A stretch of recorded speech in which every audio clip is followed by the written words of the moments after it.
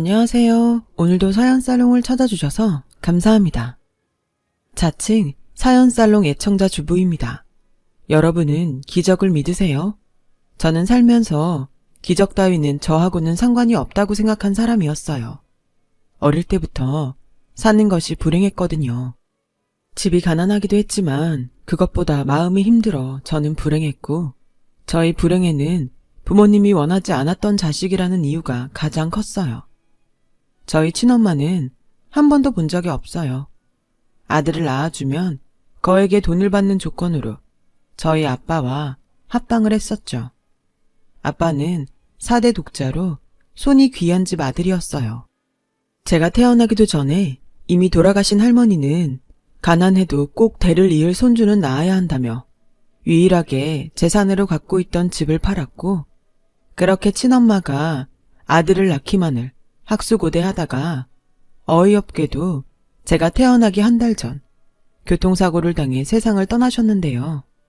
제가 아들이 아닌 딸이었던 거였어요. 이걸 다행이라고 해야 할지 안타깝다고 해야 할지. 아무튼 아들이 아닌 딸을 낳은 친엄마는 약속한 돈을 받지 못할까봐 몸조리도 끝나지 않았는데 핏덩이 같은 저를 두고 야반 도주를 했고, 도망을 가면서 집안에 돈 될 만한 것들을 모두 챙겨 나갔대요. 분명 그 중에는 할머니가 아들 낳아준 대가로 주려고 마련해 놓은 돈도 있었을 거예요. 저는 기억하지 못하지만 집안은 발칵 뒤집혔고, 설상가상으로 아빠의 본처인 저의 법적인 엄마는 도저히 저를 자기 손으로 키울 수 없다며 돌도 안 된 저를 두고 또 집을 나갔다는데, 아빠는 이 모든 것들이 제가 아들이 아닌 딸이기 때문에 벌어진 일이라며 저를 미워하고 원망했어요. 사실 따지고 보면 저는 아무 잘못이 없었는데 말이죠. 아빠는 누군가를 원망하지 않으면 도저히 살 수가 없었나 봐요. 저만 보면 그렇게 제 탓을 하더라고요. 당연히 저는 부모의 사랑 같은 건 바랄 수도 없는 처지였고, 그렇게 구박만 받으며 6살이 되었는데, 다른 친구들은 유아원이다 유치원이다 하면서 친구들과 시간을 보낼 때 저는 비어있는 놀이터에서 혼자 놀았어요. 당시 아빠는 저에게 관심 없다는 듯 신경 쓰지 않았고, 근처에 사는 아빠의 누나인 고모가 저를 챙겨줬었는데요. 고모도 형편이 그리 넉넉하지 않은 처지라 저를 어디 보내주지는 못하셨던 거예요.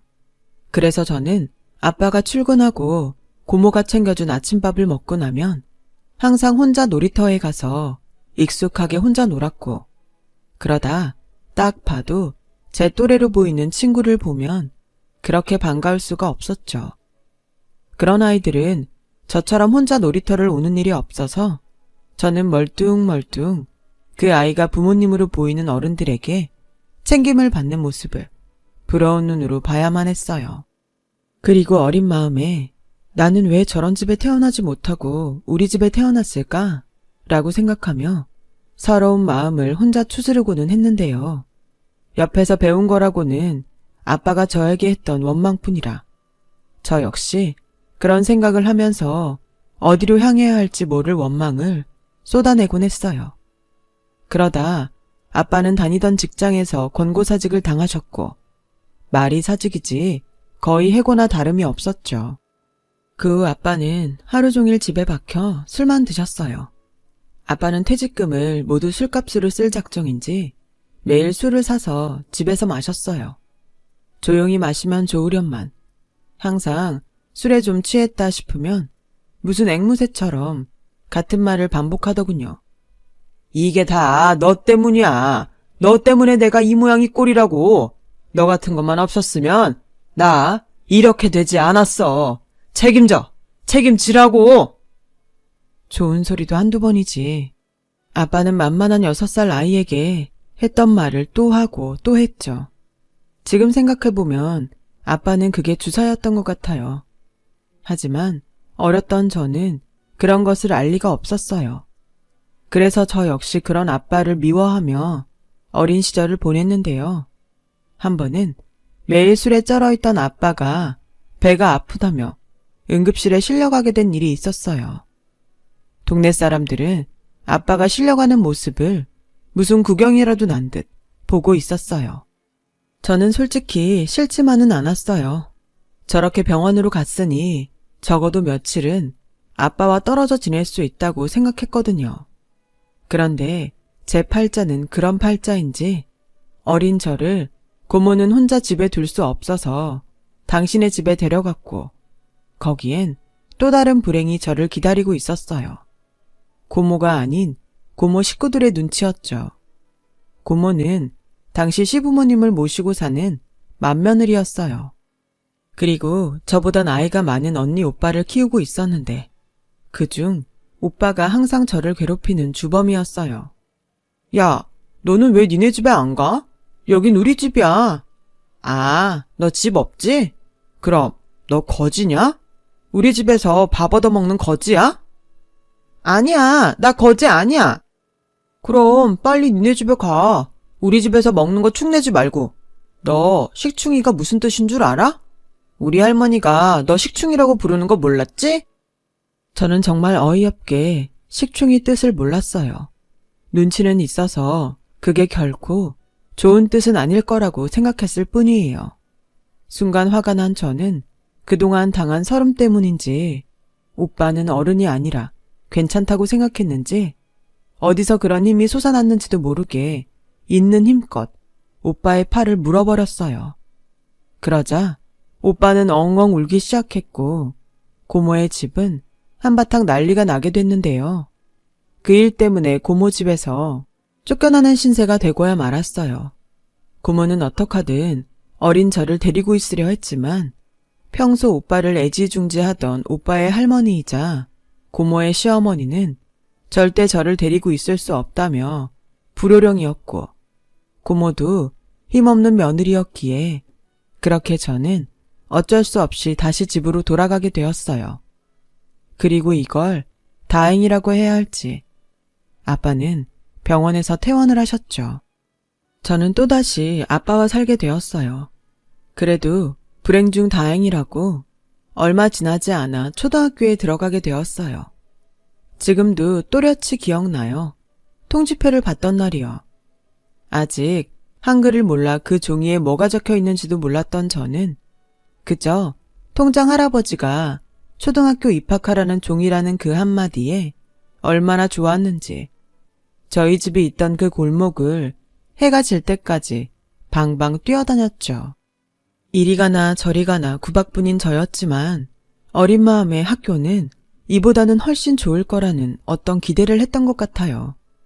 적어도 학교에 가 있는 동안은 아빠와 떨어져 있을 수 있고 그 시간만큼은 아빠의 모진 말을 듣지 않아도 된다니 제가 학교에 가는 것을 좋아하는 것은 어쩌면 당연한 일이었어요. 다른 친구들은 학교에 가기 싫다, 학교에서 공부하는 것이 싫다고 했지만 저는 할 수만 있다면 학교에서 살고 싶었어요. 학교에 다니면서 처음으로 어른의 애정어린 관심을 받게 되니 그게 참 따뜻하더라고요. 저에게 애정을 주신 어른은 당시 초등학교 1학년 담임선생님이셨어요. 담임선생님은 아주 예쁜 아가씨 선생님이었는데 선생님의 손은 항상 따뜻했어요. 선생님에게서 언제나 좋은 향기가 났는데 선생님을 그리고 학교를 그렇게 좋아하다 보니 국어면 국어, 산수면 산수, 스폰지가 물을 빨아들이듯 공부를 제 안으로 빨아들였어요. 그러면 또 선생님은 저에게 한껏 칭찬을 해주셨죠. 그런 순환 속에 살면서 처음으로 행복하다는 기분을 느낄 수 있었는데요. 지금도 그렇지만 그때도 좋은 것이 있으면 그것의 반작용처럼 나쁜 것이 따라온다고 좁은 동네에 저에 대한 소문은 이미 저희 반에 퍼질 대로 퍼져버렸어요. 그렇다 보니 저에겐 다가오는 친구가 한 명도 없더군요. 자연스레 늘 학교에서도 외톨이 신세였는데요. 제가 초등학교 3학년이 되었을 때 한 남자아이가 저희 반에 전학을 오면서 처음으로 친구가 생기게 되었어요. 안녕? 난 김석현이야. 넌 이름이 뭐야? 난 초희, 박초희. 이름 이쁘다. 우리 친구 할래? 처음이었어요. 저에게 친구하자고 누군가 먼저 손을 내민 경우는요. 그래서 마음 같아서는 그 손을 덥석 잡고 싶었는데 언젠가 이 아이도 나에 대해서 그리고 우리 집에 대해서 소문을 듣게 될 텐데 하는 생각이 들더라고요. 상처받고 싶지 않아서 일부러 친구가 되자고 손을 내민 그 아이의 손을 잡지 않았어요. 그러자 석현이는 무슨 오기인지 매일매일 저에게 친구하자고 저를 졸졸 따라다녔어요. 한 번은 저희 반에서 저를 가장 싫어하는 여자아이가 석현이에게 저에 대한 이야기를 아주 큰 소리로 떠들었어요. 마치 저에게 보여주려 했던 것처럼이요. 저는 그 소리가 듣기 싫어 자리에서 일어났어요. 그리고 그 길로 교실 밖으로 나가려고 했는데 석현이의 말에 발이 교실 바닥에 딱 붙고 말았죠. 그래서? 그게 뭐 어쨌다는 건데. 야, 너는 안 싫어? 쟤네 아빠 백수에 맨날 술만 먹어. 우리 동네에 모르는 사람이 없다니까? 아마 니네 부모님도 아실걸? 그게 나랑 무슨 상관이야. 난 그냥 초이 아빠가 아닌 박초이랑 친구하고 싶은 건데. 아이씨, 답답하네. 그러니까 박초이 쟤네 아빠가 그런 사람이라고. 넌 그런 사람 딸이랑 친구하고 싶어? 난 친구하고 싶어. 우리 반에서, 아니 이 학교에서 난 박초이랑 제일 친하게 지내고 싶어. 왜? 예쁘잖아. 너보다 박초이가 훨씬 이뻐. 너도 알지? 저는 얼굴이 빨갛게 달아올랐어요. 심장도 어찌나 쿵쾅쿵쾅 뛰는지. 교실에 있는 사람들이 다 제 심장 소리를 들을 것만 같았죠. 그리고 저는 석현이를 바라봤어요. 그러자 석현이는 성큼성큼 저에게 다가왔고 또다시 해맑은 얼굴로 이렇게 말했어요. 야, 오늘도 나랑 안 놀 거야? 난 너랑 놀고 싶은데. 라고 하는데 조금 전 석현이에게 제 이야기를 하던 여자아이가 어이없고 화난다는 듯 교실 뒷문을 쾅 닫으며 나가버리지 뭐예요. 통쾌했어요. 난생 처음 느껴보는 통쾌함이었죠. 마치 뭐에 홀린 듯 석현이가 내민 손을 잡았어요. 그 후 저와 석현이는 둘도 없는 친구가 되었습니다. 저에겐 석현이는 처음 가져보는 친구이자 세상 유일한 제 편이었어요. 그리고 저와 석현이는 중학생이 되면서 각자 다른 학교에 가게 되었어요. 그러면서 자연스럽게 만나는 시간이 줄어들게 되었고 어느덧 제 마음속에 석현이를 그냥 단순한 친구가 아닌 그 이상으로 생각하게 되었는데요. 그러다 석현이에게 자기 집에 가자는 제안을 받게 되었죠. 사실 그렇게 오래 친구로 지내면서 서로 집에 가는 일은 없었어요. 저야 뭐 석현이를 집에 데리고 갈 처지가 못 됐고 석현이는 남자라 그런지 저에게 자기 집에 가서 놀자는 소리는 선뜻하지 않았는데 갑자기 그런 소리를 듣게 되니 그러겠다는 말을 하지 못하겠더라고요. 그러면서 내심 석현이네 부모님도 우리 아빠에 대해 알지 않을까 하는 막연한 두려움이 생기더라고요.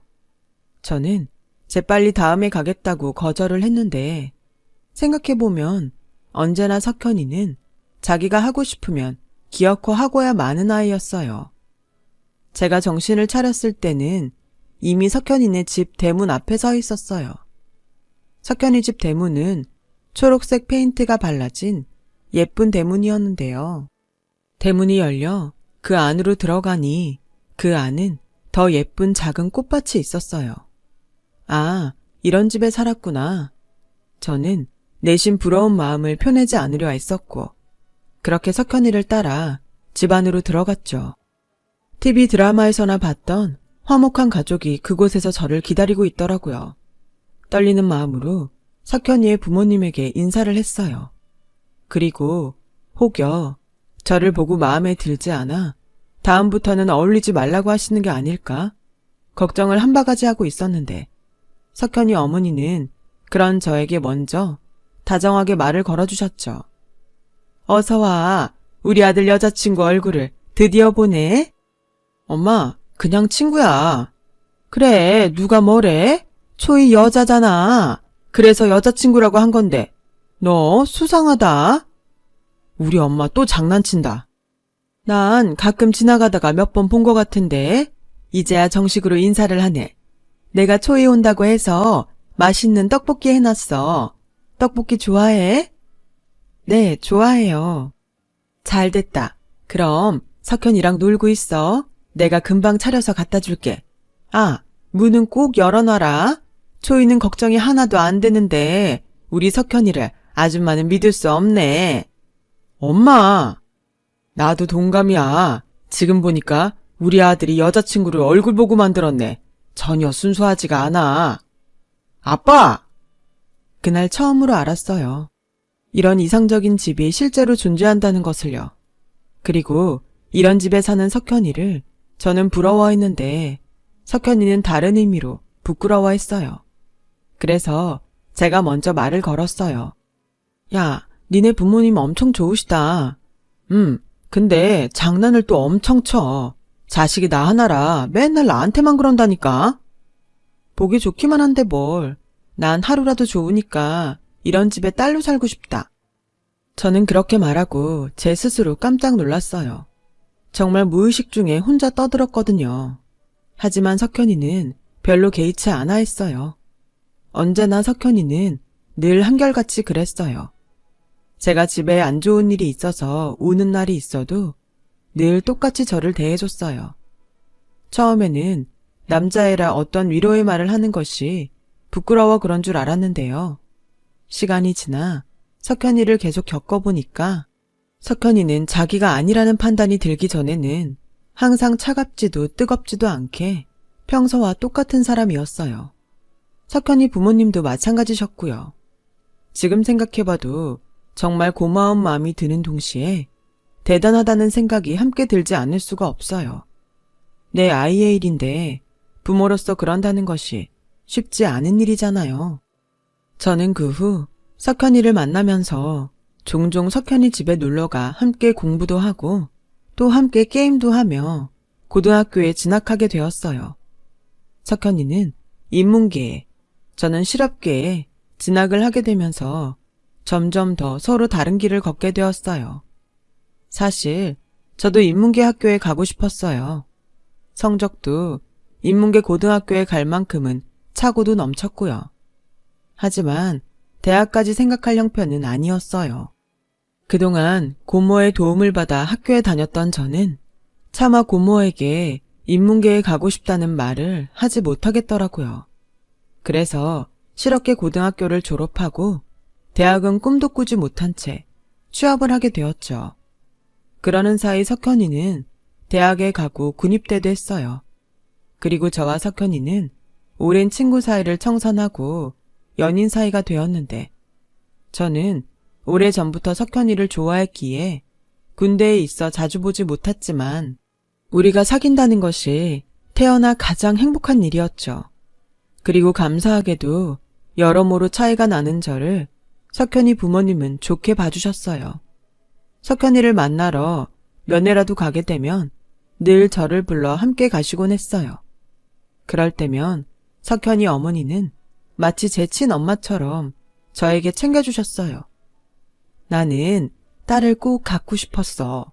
근데 석현이 낳고 더 이상 애를 낳지 못해서 초이를 보면 언제나 딸 같다. 너 내 딸 할래? 어허, 석현이 알면 팔짝 뛸라. 딸이 아니라 며느리 할래냐고 물어야지. 아, 그렇네. 내가 번지수를 잘못 짚었네. 석현이한테는 비밀이다. 두 분은 그렇게 저를 이미 며느리로 생각하셨어요. 저도 은근 그러고 싶은 마음이 많았는데요. 차마 그 마음을 표현할 수는 없었어요.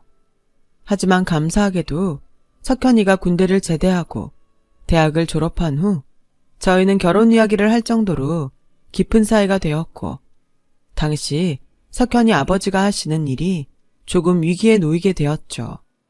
너희는 신경 안 써도 돼. 니들 신혼집 정도는 우리가 마련할 수 있다. 그러니까 니들은 예정대로 결혼 준비나 잘해. 알았지?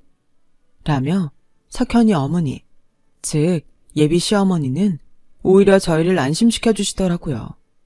그래서 감사하고 죄송한 마음에 저는 욕심이라고는 하나도 부리지 않았어요. 제가 먼저 시어머니에게 이렇게 말했어요. 저는 신혼집 따로 필요 없어요. 석현이도 찬성해야 될 일이지만 저는 어머님 아버님이랑 같이 살고 싶어요. 뭐? 너 설마 돈 걱정 때문에 그러는 거야? 그거라면... 아니요. 저 진작부터 그러고 싶었어요. 항상 저한테 잘해주셨잖아요. 제가 불편한 게 아니시다면 같이 살아요. 아, 신혼인데 둘이 살아야 좋지. 석현이 넌 정말 괜찮아? 초이가 그러고 싶다잖아. 난 초이가 원하면 상관없어. 저? 벌써 지 마누라밖에 모르네. 얘, 안 되겠다. 내가 눈꼴이 시려서 안 될 것 같아. 저는 시어머니의 말에 웃었어요. 그리고 그런 화기애애한 분위기 속에 저는 오랫동안 기다려온 결혼식을 올렸어요. 어릴 때부터 부러워하기만 했던 집에 들어가 가족으로 함께 살기 시작했죠. 시어머니는 엄마 없이 자란 저에게 마치 친엄마가 생긴 듯 저를 챙겨주셨어요. 말로는 딸을 갖고 싶었던 당신의 소원풀이라고 하셨는데 그래서인지 시장을 가시거나 어디 모임이 있어 나갔다 오시면 꼭 제가 먹을 간식과 제가 하면 어울릴 것 같은 액세서리를 사가지고 오셔서는 지나가는데 네 생각이 나잖아? 이거 하면 우리 딸이 얼마나 예쁠까?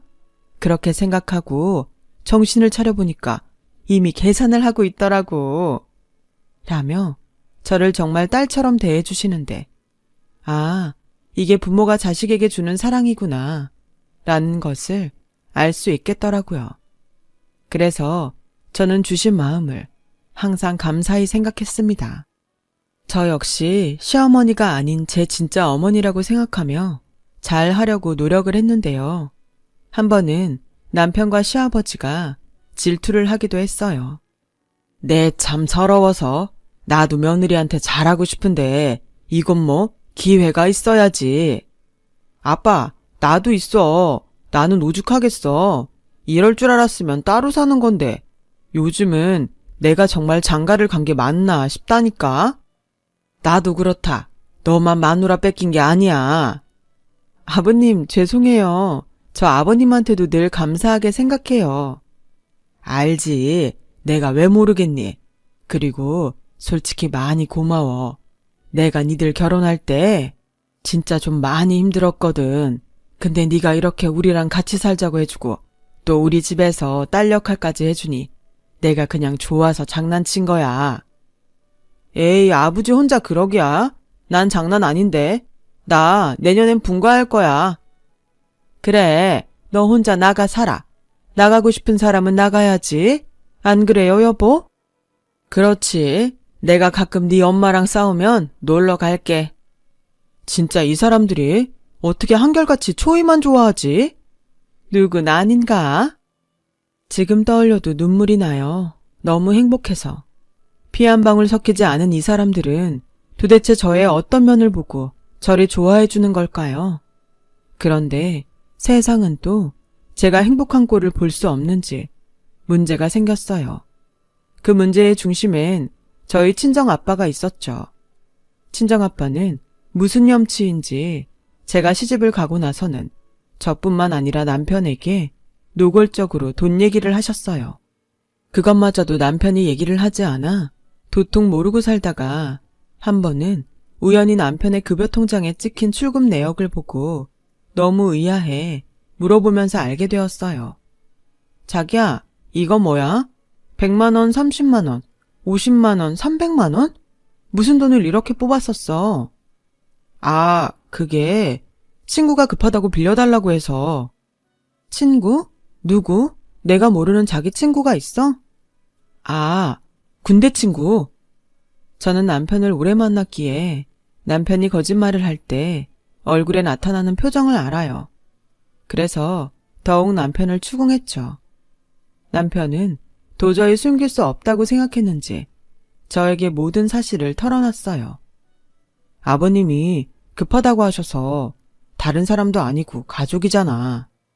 가족? 말도 안 돼. 자기도 알잖아. 내가 어떻게 살았는지. 근데 자기한테 돈을 달라고 했다고? 난 괜찮아. 그래서 일부러 얘기 안 한 건데. 했어야지. 내가 자기 얼굴을 어떻게 보냐? 있어봐. 내가 당장 아버지한테 가서 다신 그런 짓 못하게 할 테니까. 그런데 그때였어요. 익숙한 목소리가 들리더니 등줄기에 소름이 돋더라고요. 호랑이도 지 말하면 온다더니 저희 친정아빠는 술에 잔뜩 취해 제가 사는 시댁으로 무작정 쳐들어왔고 시부모님은 난감한 얼굴을 하고 있는데 정말 그 순간은 딱 죽고 싶더라고요. 그만 좀 해요. 진짜 해도 해도 너무하네. 아빠가 저한테 해준 게 뭐가 있어요. 도대체 무슨 염치로 여기까지 왔는데요. 뭐? 이게 시집을 가더니 간이 배 밖에 나왔나? 나 이래봬도 네 애비야. 애비가 딸 자식 집에 왔는데 그게 그렇게 큰일이야? 말하는 싸가지하고는. 사돈, 잘 오셨습니다. 한 번은 초대해서 식사라도 하자고 하려고 했어요. 저희가 늦었습니다. 그러게요. 박가사돈이 생각이 참 짧으시네. 그래서 내가 하는 소리인데 나 일자리 하나만 알아봐 주쇼. 먹고는 살아야지. 그래야 딸 자식한테 손도 안 벌리고. 아빠! 괜찮다. 그래요. 일하시겠다고 하는데 제가 못 구해드릴 것도 없죠. 자, 오늘은 너무 취하시기도 했고 늦기도 했으니 제가 집까지 모셔다 드리겠습니다. 에이, 취하기는 누가? 말 나온 김에 나랑 한잔 합시다. 원래 사돈끼리 이렇게 술잔도 기울이고 해야 정도 쌓이고 좋거든. 다음에요. 제가 오늘은 속이 안 좋아서 대신에 조만간 자리를 한번 마련하겠습니다. 에이, 거짓말. 그래도 뭐 알겠수다. 근데 가족이니까 나 10만 원만 빌립시다. 집에 공과금이 밀렸어. 저는 그 순간 할 수만 있다면 제 자신이 투명인간이 되길 바랬어요. 그만큼 그곳에 있기가 너무 창피하고 죄송했고 저는 그런 친정아빠를 밖으로 끌어내고 싶었거든요.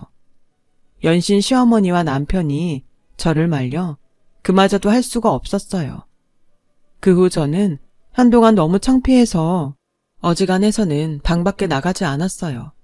시어머니는 그런 제가 걱정이 되었는지 방문 앞에 먹을 것을 가져다 놓으며 이렇게 말씀하셨어요.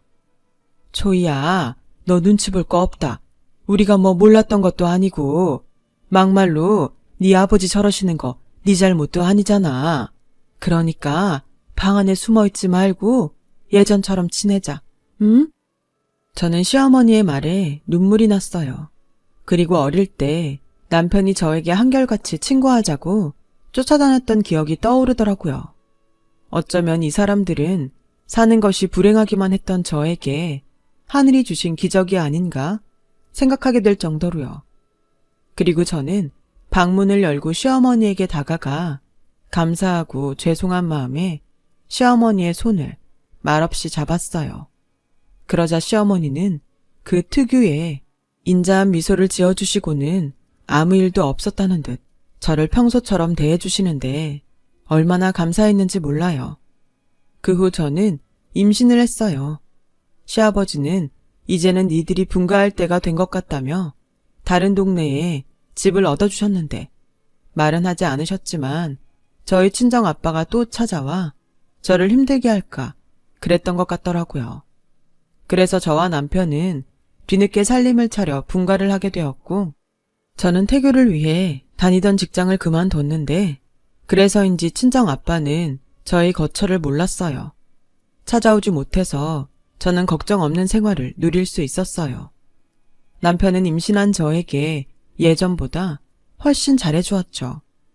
시어머니는 하루가 멀다 하고 찾아와 음식을 만들어주시고 청소도 해주시는데 이 은혜를 어떻게 다 갚을까 하는 생각이 절로 들더라고요. 그리고 태어날 아이는 무조건 이런 시댁 식구를 닮았으면 하는 바람에 늘 기도를 했어요. 제 기도가 하늘에 닿았는지 저희 아들은 생긴 것도 하는 짓도 제 아빠를 쏙 빼다 닮았어요. 그러다 저희 아들이 돌이 되어 갈 즈음 고모에게서 친정아빠가 결국 술 때문에 죽게 되었다는 소식을 듣게 되었고 저는 임종이고 뭐고 다시는 보고 싶지 않다고 했는데 시부모님이 저를 설득하셨어요. 네가 무슨 마음에 그런지는 안다. 그래도 지나고 나면 자식이라 후회가 될 수 있어. 너도 자식 키우는 부모잖니? 가서 아버지랑 마지막으로 인사는 해라. 이 아버지도 네 시엄마랑 생각이 같아. 미우나 고우나 너 낳아준 부모님이시잖아. 그냥 네가 불쌍하다 생각하고 가서 떠나시는 마음 편하게 해드려라. 저는 솔직히 그런 설득에도 마음이 동하지 않았어요. 크면 클수록 어른이 되고 나서도 제가 겪은 일은 너무나 부당하고 서러운 일이었으니까요. 하지만 저를 아끼고 사랑해주는 시부모님의 뜻을 거스르고 싶지 않았던 저는 제 진짜 마음을 숨기고 형식적으로 병원을 찾아가게 되었어요. 이젠 큰 소리칠 기력도 없는지 친정 아빠는 눈만 감았다 떴다를 반복하시더군요. 제가 병원을 다녀온 날 저녁, 아무도 지켜보지 않는 가운데 쓸쓸하게 마지막을 보내셨어요. 장례식을 치르는 동안 저는 눈물 한 방울 흘리지 않았어요. 그리고 어떻게 사셨는지 아빠를 찾아오는 문상객도 별로 없었죠. 그렇게 늘 저를 힘들게 했던 아버지를 하늘로 보냈어요. 그리고 마치 아무 일도 없다는 듯 아이 키우며 제 삶을 살았죠. 제 아이가 대학 입시를 준비할 즈음 청천벽력 같은 소식을 듣게 되었습니다. 시어머니가 글쎄 치매가 왔다는 거예요. 믿을 수가 없었어요. 평소랑 다를 것이 없는데 치매라니. 그런데 시간이 지나자 서서히 시작된 시어머니의 치매는 급속도로 진행이 되면서 급기야 저를 못 알아보시게 되었고 전에는 절대 하지 않으셨던 막말을 하기 시작하셨어요. 야, 너 누군데 내 집에 있어? 썩 꺼져! 어머니, 저 초이예요. 초이? 그게 누군데? 아, 너 내 서방한테 꼬리치는 년이지? 너 잘 만났다. 시어머니는 어디서 그런 힘이 나셨는지 제 머리채를 잡으시고는 절대 놓아주지 않으셨어요. 상태는 점점 심해지셔서 말로만 듣던 대소변도 가리지 못하는 상황까지 오게 되자 시아버지가 먼저 저에게 시어머니를 시설로 보내자는 말씀을 하시더라고요. 네 시어머니도 그렇고 우리도 그렇고 이게 최선이다. 어차피 네 시어머니 기억도 다 날아갔어. 그리고 아마 진짜 속마음은 그런 모습을 우리한테 보이고 싶지 않을 거다. 그건 내가 제일 잘 알아. 아버님, 그래도 저는 그러고 싶지 않아요. 여보, 자식은 나도 힘들다. 우리 그냥 엄마 편하게 지낼 수 있는 곳에 모시자. 편하다고 누가 그래. 결국엔 우리가 힘들어서 포기하는 거잖아. 나는 싫어. 손 많이 가도 돼. 어머니한테 막말 들어도 나는 괜찮아. 난 그냥 어머니가 계속 옆에 있었으면 좋겠어. 아가. 아버님, 제가 더 잘할게요. 저 하나도 안 힘들어요. 제가 제 손으로 어머니 모실 수 있게 해주세요. 저 이참에 왔다 갔다 안 하고 다시 집으로 들어올래요. 시아버지와 남편은 제가 고집을 부리자 어쩔 수 없이 시어머니를 시설에 보내는 것을 포기했어요. 점점 포악해지고 일상생활이 불가능해져가는 시어머니를 저는 끝까지 최선을 다해 모셨습니다. 야, 이년아, 담 내놔. 너 나 굶겨 죽이려고 작정했지? 너 내가 빨리 죽었으면 좋겠냐? 어머니, 제가 어떻게 그런 생각을 해요. 저한테 어머니가 어떤 사람인데. 조금만 기다리세요. 제가 금방 밥 해드릴게요. 미친년, 지랄하고 자빠졌네. 저는 밥 먹은 지 1시간도 되지 않았는데도 배가 고프다는 시어머니의 요깃거리를 준비하려 주방으로 갔어요. 제 등 뒤에는 저를 향해 욕설과 난폭한 말을 던지시는 시어머니가 있었지만 저건 다 병이 그런 거지 절대 시어머니가 하는 것이 아니라고 최면을 걸며 저는 몇 번이고 무너지지 않으려 애를 썼었죠. 그러다 딱 한 번 이상하게 시어머니가 조용했던 때가 있었어요. 평소처럼 창문 너머로 당신이 직접 키운 화분을 보고 계셨는데 표정이 미묘하게 슬퍼 보이시더라고요. 하지만 끝내 저를 알아보는 기적은 없었어요. 그리고 며칠 후 시어머니는 기분 좋은 낮잠을 주무시는 듯 편안한 얼굴로 하늘나라로 가셨습니다. 손이 어찌나 따뜻한지 금방이라도 눈을 뜨고 저에게 초이야 라고 부르실 것만 같더라고요. 그래서 저는 시어머니의 손에 온기가 사라질 때까지 남편이 말리고 시아버지가 말려도 그 손을 놓지 않았어요.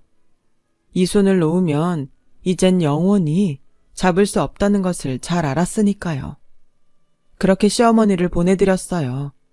친아빠의 장례식 때도 그러지 않았는데 저는 마치 내 안에 무언가가 사라진 듯 가슴에 큰 구멍이 난 사람처럼 마음이 허전하더군요. 남편도 어머니를 보낸 후유증이 컸는지 예전 같지 않고 밖으로 도는데 그러면 안 되는데 부부 사이에 거리가 생겨나더라고요. 그리고 그러던 어느 날 시어머니가 꿈속에 나타나셨어요. 치매에 걸리기 전 제가 익숙하게 알던 시어머니의 그 모습 그대로요.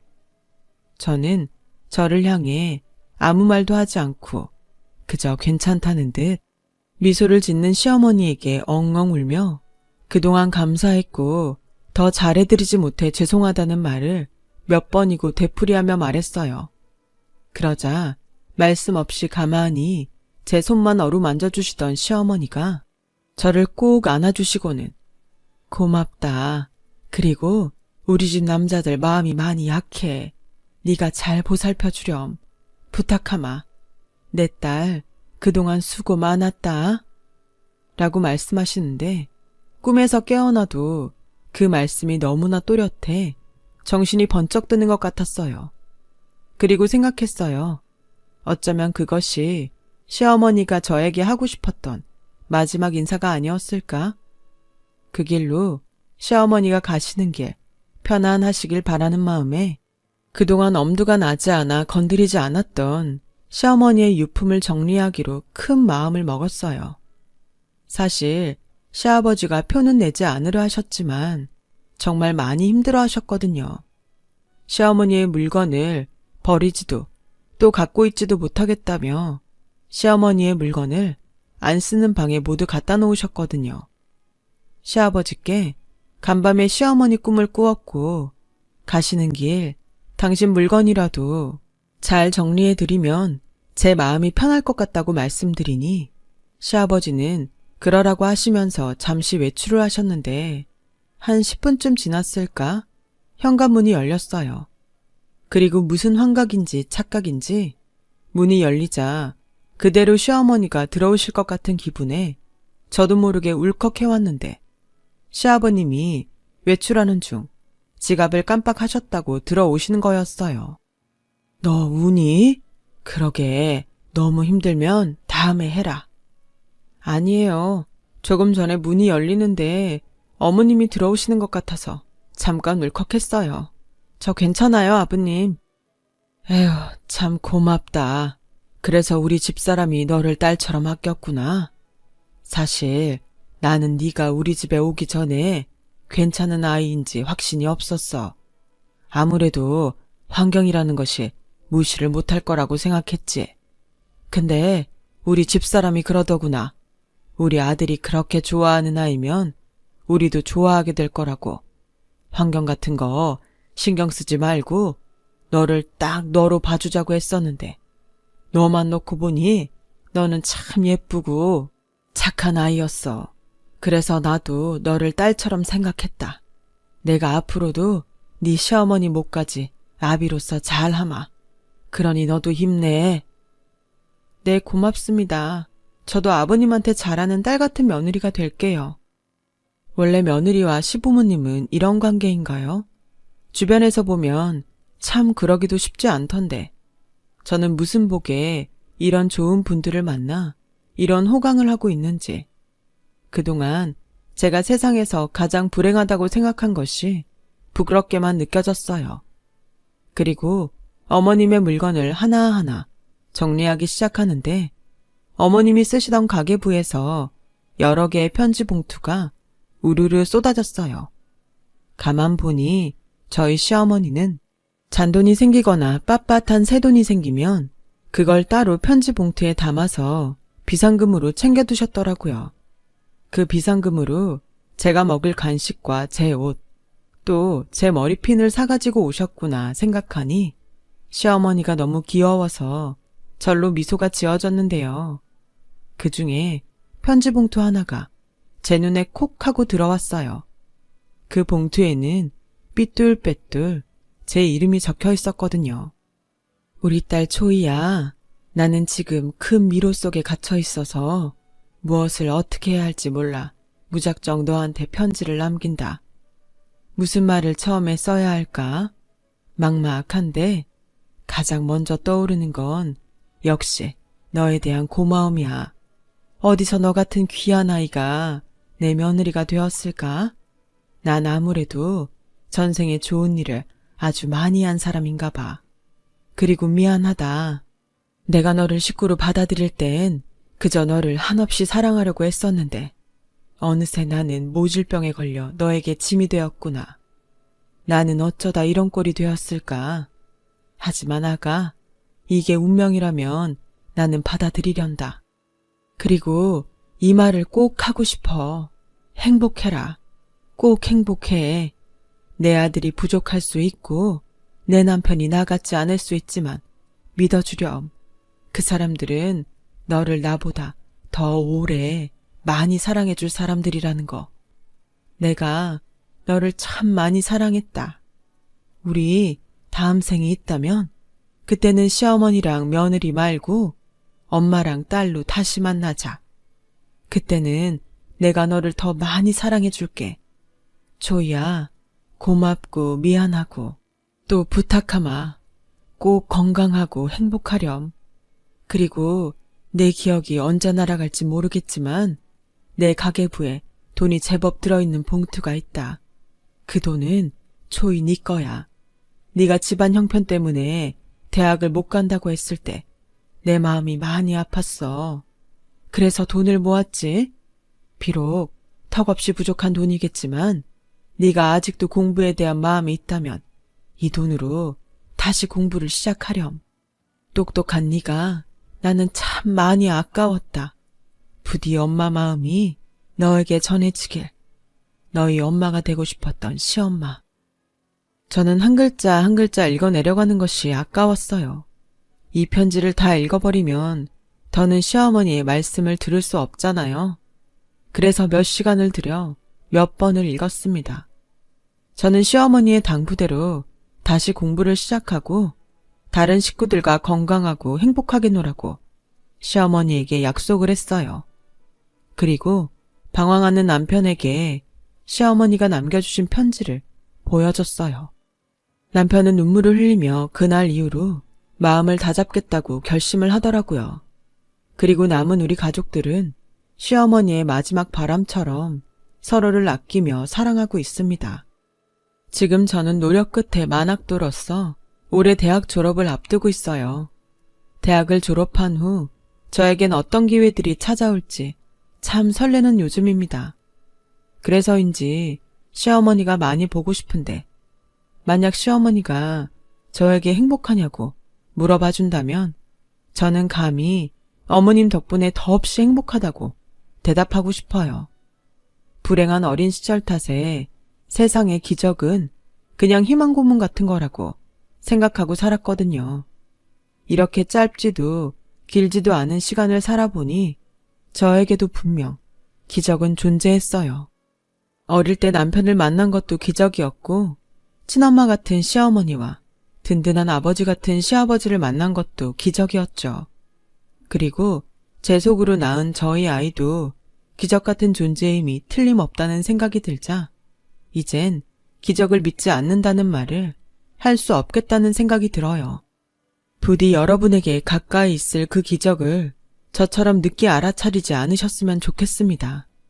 지금까지 저의 이야기 들어주셔서 대단히 감사드려요. 늘 하루가 행복한 기적이길 두 손 모아 기도하겠습니다. 여러분, 사연 댓글에 응원과 현명한 조언 부탁드려요. 좋아요와 구독은 저에게 큰 힘이 됩니다. 오늘도 좋은 일 가득하세요.